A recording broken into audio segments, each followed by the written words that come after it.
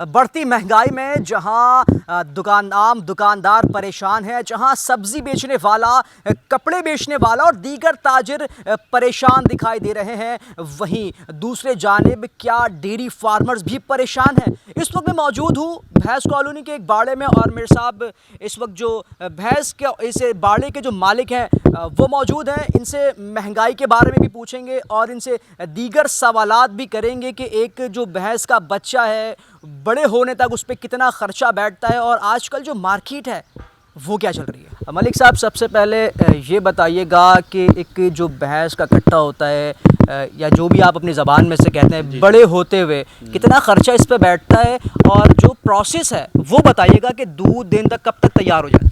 असल में ऐसा है, एक तो बड़ा मुश्किल होता है इस भैंस के कट्टे को संभालना, तो क्योंकि ये बड़ा हसास होता है तो बहुत मुश्किल से ये बचता है और इसको जो है ना संभालना बड़ा मुश्किल है। तो ये अल्लाह की कुदरत है कि अल्लाह पाक हमारा साथ देते हैं और इसको हम एक भैंस की शक्ल में लेकर आते हैं। अच्छा, मुझे ये भी बताइएगा कि सैलाब के बाद से डॉलर की कीमतें भी ऊपर गई। एक जो भैंस है, एक वो भैंस जो दूध देती है और एक वो जो छोटा बच्चा है, इनकी कीमतें क्या चल रही हैं? कीमत इस वक्त जो है मैक्सिमम जो है भैंस की कीमत 3 से 3.5 लाख रुपए है, ठीक है ना। तो यही भैंस जो है हमें सैलाब से पहले 2 लाख रुपए की, 2,10,000 की ऐसे मिलती थी। तो अब ये सैलाब के बाद से अब कुछ ही महंगाई का इतना तूफ़ान आ गया है, डीज़ल पेट्रोल जो बढ़ा है इसकी वजह से अब ये 3.5 लाख, 3, सवा 3, मतलब 3 से 3.5 लाख रुपए में हम परचेज़ कर रहे हैं भैंस को। अच्छा, अब ये भी अर्ज़ कीजिएगा कि जो लोग ये काम करना चाहते हैं, कुछ ये समझते हैं कि बहुत आसान काम है ये, जी भैंस डाली, लड़के रखे, काम शुरू करा दे, क्या वाकई इतना आसान है ये? नहीं, आसान आप इसको नहीं कहोगे, ये इसके लिए लेबर रखनी पड़ती है, थोड़ा ये काम दुनिया के दूसरे कामों से डिफरेंट है।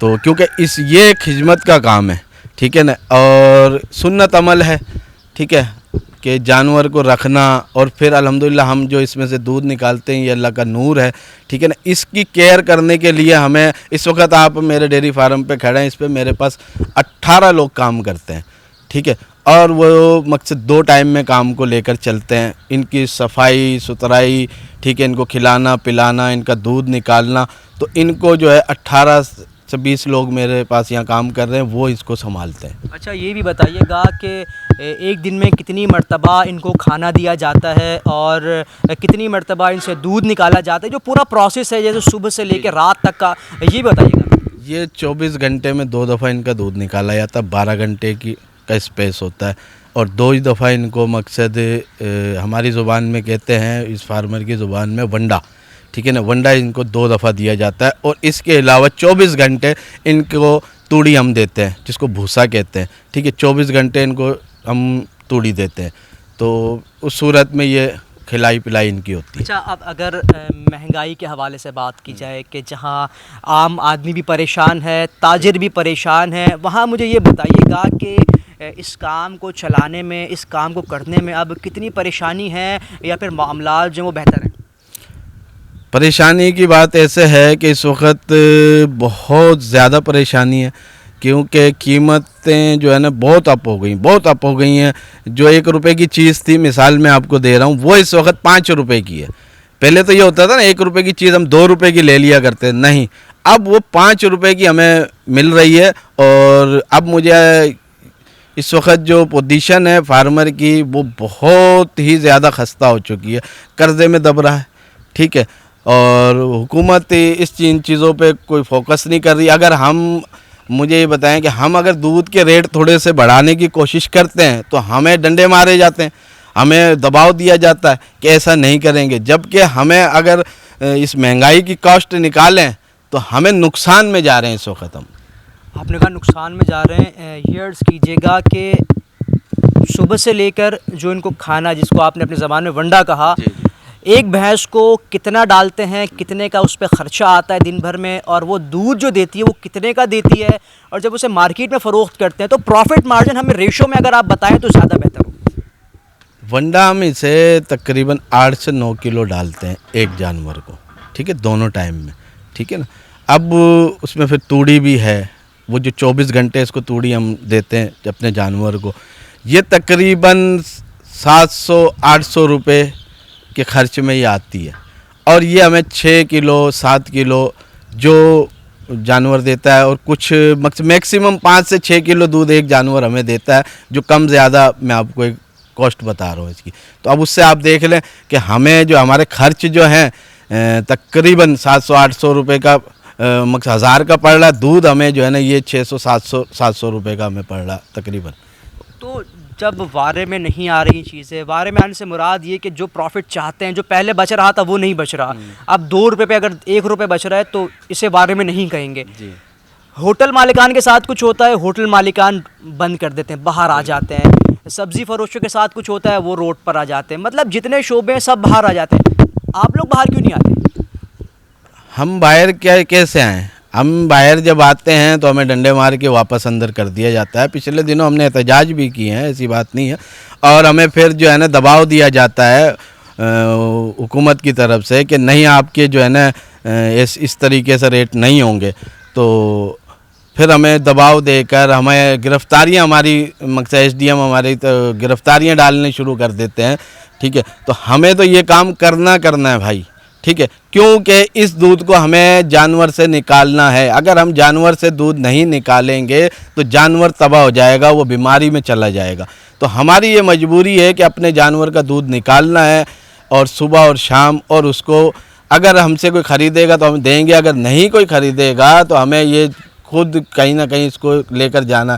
तो अब ये भाई हम कारोबार की सूरत में कर रहे हैं, तो कारोबार की सूरत में जब कर रहे हैं तो हमें उस तरीके का मकसद मामला हमसे नहीं जोड़ा जा रहा, और हमें मज़ीद दबाया जाता है कि आप जो है ना रेट ज़्यादा कर रहे हैं। जबकि इस वक्त दूध जो है 200 से अप होना चाहिए, और हम 200 से कम का दूध बेच रहे हैं।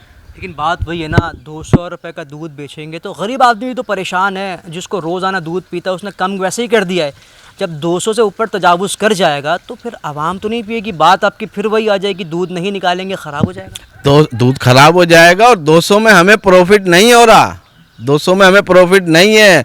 आप कॉस्ट निकाल के देखें, हमारे साथ बैठे हैं, हम ये कह रहे हैं, हम अपनी हुकूमत से, सूबाई हुकूमत से, वफाक से हम कह रहे हैं, हमारे साथ बैठे हैं, हमें जो है ना आप राशन जो है आप प्रोवाइड करें, हमारे साथ बैठ कर कास्ट निकालें, तो आपको खुद पता चलेगा कि हमारी तकलीफ़ कितनी है।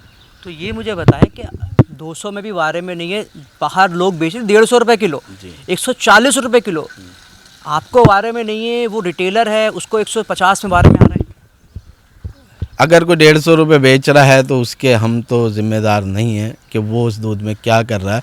और दूसरी बात यह है कि कोई अगर दूध में किसी किस्म के कोई मामलात कर रहा है तो हम तो उसे नहीं जाकर रोक सकते, ना कह सकते। हम यहाँ से खालिस्तान दूध बेचते हैं, और खालिस्तान दूध की ये बात हो रही है। अच्छा, अभी हुकूमत की तरफ से ये बातें भी गर्दिश कर रही हैं, ये ख़बरें गर्दिश कर रही हैं कि पेट्रोल की कीमतों में मज़ीद इजाफ़ा होगा, 20 से 25 या 30 रुपये। अगर इजाफ़ा हो जाता है फिर क्या करेंगे? रोज़े रख लेंगे?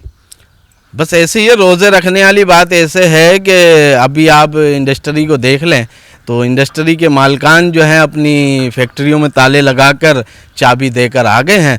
अब हमें आप ये बताएं कि हम इसको ताला कैसे लगाएं, क्योंकि इसको हम दूध को हमें निकालना हम तो इसको ताला लगाकर नहीं जा सकते, क्योंकि ये जानदार चीज़ है और हम एक सुन्नत अमल है ये जानवर को पालना। अगर इसका हम दूध नहीं निकालेंगे तो ये जानवर तकलीफ़ में आ जाएगा। कमाना और प्रॉफिट ये अपनी जगह रही, पर एक जानवर की खिदमत करना ये भी एक सुन्नत अमल है। हम तो इस नीयत से हम तो किसी को इसको अपनी फार्म को ताला भी नहीं लगा सकते।